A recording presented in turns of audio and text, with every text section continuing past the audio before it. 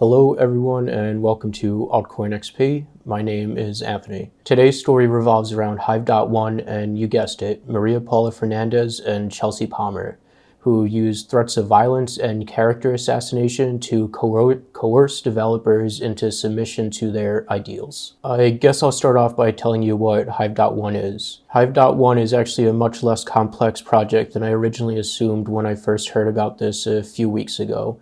So before getting around to actually researching this, I thought this video was going to be about a completely different subject altogether. All Hive.one does is aggregate and rank a list of influential people in cryptocurrency based on a number of different metrics gathered from public Twitter accounts. Well, people like Maria Paula Fernandez and Chelsea Palmer had a fit over this. They argued, well, they didn't really make any arguments. They got aggressive and made threats towards Hive.one, which we'll get into a little bit later. So due to their lack of an argument, I'm assuming their argument is that they want to fight for privacy and allow people to opt out of being put on this Hive.one list. And like I said, this list is made from just public data and information that users have on Twitter, like how many followers they have and engagement on their post by who and whatever.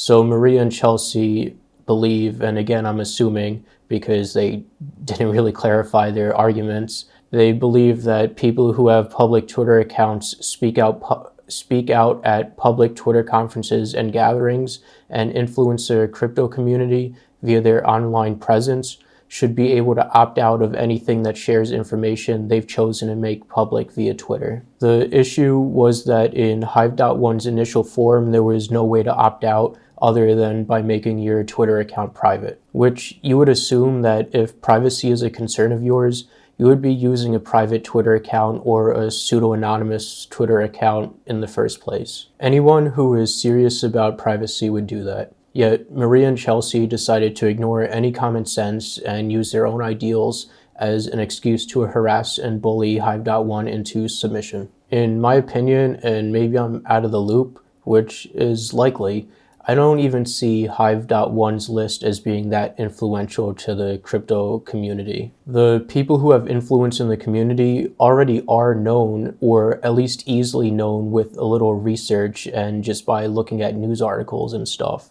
So a list isn't going to tell someone how much influence they have, nor their values that they are influencing others with. Anyway, one argument that I did see Chelsea make is that Hive.one's list will lead people to being stalked and targeted, which is just a BS argument because if anyone is influential enough in crypto to make it to a higher spot on this list, their susceptibility to being attacked is already higher than anyone else due to the amount of influence they already have in the community. A list ranking people in order of how influential they are isn't gonna change that. It's people's actions that cause them to be pointed out and targeted. For example, I'm making this video about Chelsea's actions on Twitter and how they influence the community negatively. It's my own perspectives and beliefs telling me how much she has negatively influenced the community due to what I see her doing. She claims that there's serious ethical impacts to being on the Hive.one list, but I just don't see them.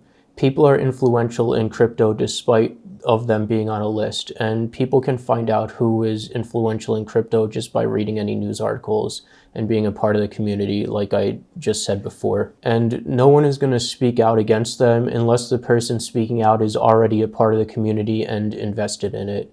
And if they are already a part of the community, then they know who to speak out against anyway and why they're speaking out against them. People need a reason to speak out, and having a list doesn't give any reason to anyone. All it does is show who is influential, not what they are influencing onto people. There is no greater impact of being on a list of influential people than there is to actually being an influential person. And if you are an influential person and a public figure, you should be practicing great security as is. The best offense is always a good defense. Removing yourself from a list while still remaining a public figure and influential in a community does not make you any more secure because you're still an influential public figure. The only way to increase security is to increase your defenses.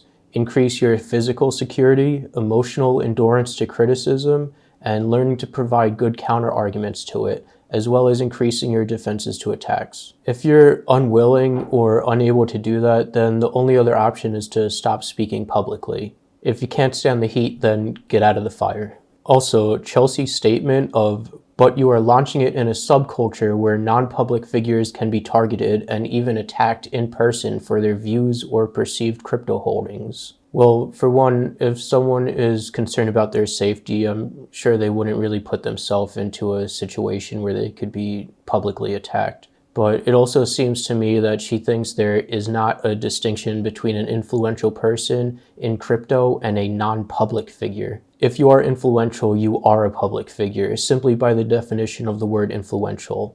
Who are you influencing? The public. Especially if you are involved in crypto, which is a public investment open to the world. If you want to influence a public investment and service in private, then it's clear to me that you're doing so because you don't want your motives brought to light, or you don't want to defend your positions, which part of having opinions is defending them. You can't just have an opinion and then cower away and run when someone challenges that opinion. Anyway, since Ethereum and crypto is a public service, it's immoral to the investors and developers who build on the network, as your actions directly affect them and you are hiding your actions and motives from them.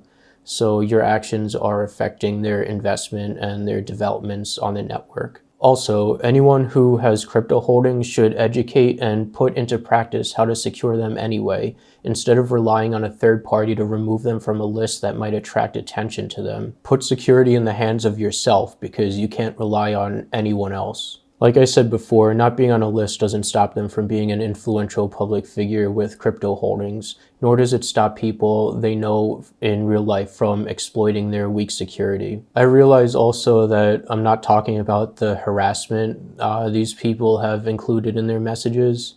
It's here, like plain as day. There's no need for me to point it out. You guys already know my position on calling out bullies while being a bully yourself. You can see Chelsea doing it in these messages hive.one tweeted, and then Maria excusing her tweets of violence by saying that she shouldn't be taken seriously because she's a tiny, weak woman that isn't capable of these threats, which is just an asinine argument. Chelsea is called out as being a strong woman when she's fighting for something Maria agrees with, but she's called a weak woman when she needs defense to her inappropriate actions.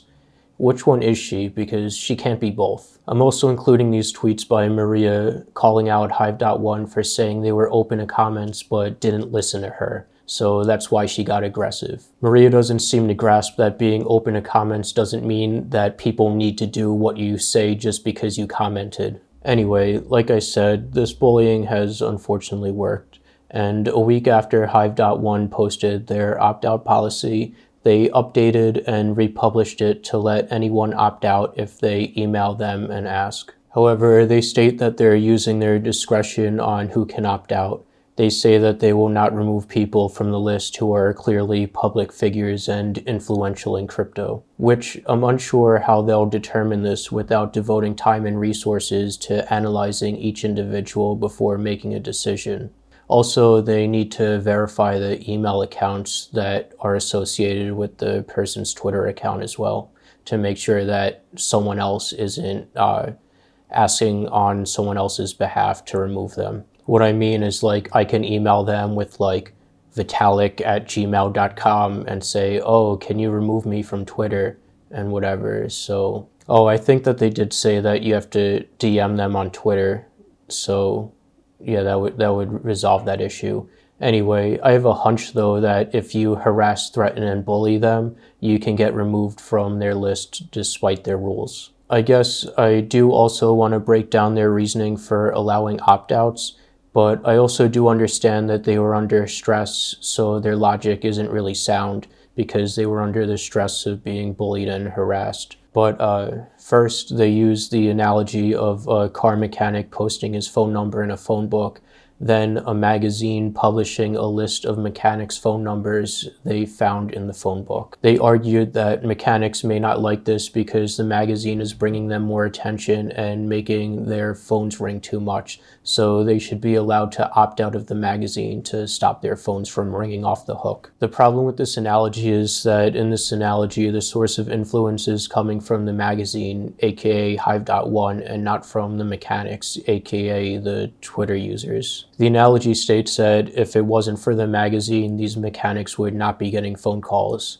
However, influential people in crypto are going to get attention despite being on a public list of influential people. In reality, the Twitter users are the source for the influence and attention because of their actions. On the other hand, in the analogy, the source of influence and attention is put on the magazine or hive.one.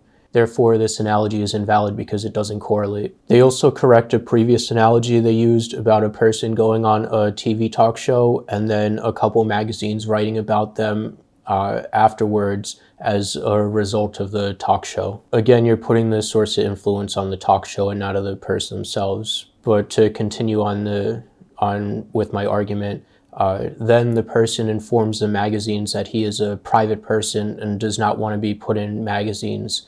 Then next week he decides to go on another TV talk show. The correction that hive.one made is that there is a distinction between going on TV and being a Twitter user, because going on TV is a clear signal that you want attention. However, like I said before, if you are influential in crypto, which is a public service and investment, then you are by default a public figure because you are making your opinions and ideals publicly known. But again, like I said, I understand that their logic was kind of under duress from the stress of being bullied and harassed. And this is what happens when you're bullied and threatened. You revert to fight or flight defense mechanisms, and any rational thought is thrown out the window to protect yourself. While researching this video, it's made me want to talk more about the history of opting out, the reasons for doing it, and why you can't selectively opt out of being a public figure, and more stuff along that lines. Let me know if you want to see a video about that in the comment section down below. And yeah, I'll definitely make a video about that because that's an interesting topic to talk about. Anyway, guys, that's it for this video. If you like this video, then please like, subscribe, and share.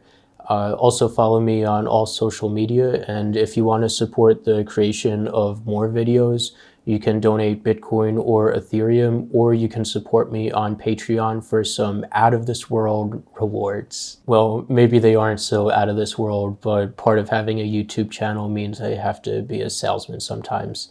Anyway, that's it. Take care, thank you, and goodbye. Hey guys, I'm back. Before I go, I thought of another argument that I want to debate and put to an end as well. This is just an argument that was in my head that I thought of while in the tanning salon. When Forbes publishes their top influential people list every year or whatever it is, them publishing that does give more attention to people because these people get noticed more as that list is very popular and the list gets like shared and retweeted and whatever across social media.